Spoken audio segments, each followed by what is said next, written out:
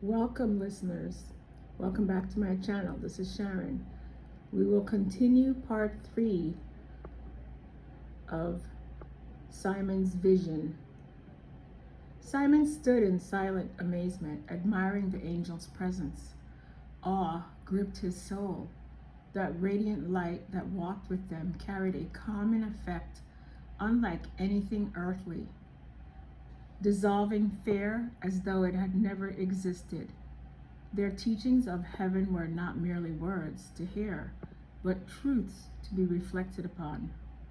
Heaven was far more than holy. It was sacred, beyond human language, something that seemed born from tears, wonder, and eternity itself. An expression with no earthly words, yet somehow it carried substance, as though love, wisdom, and peace had taken form and stood before him. The analogy the angel of faith used to explain a measure of faith expanded Simon's capacity to understand heaven's ways.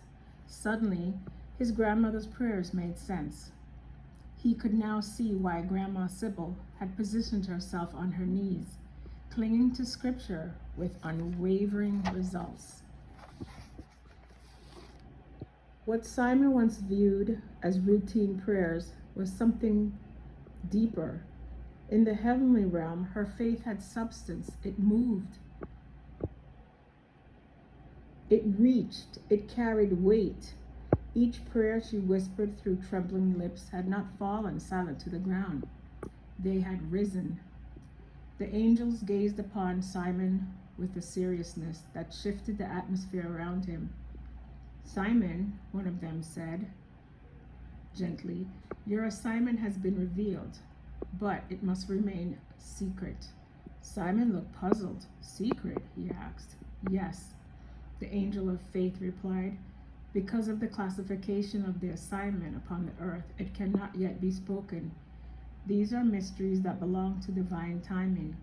You may share some of this knowledge to your grandmother, but not your assignment."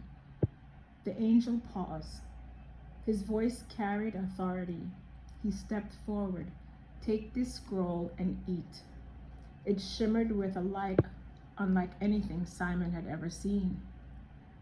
It was not an earthly substance, but spiritual nourishment that was revelation from heaven itself.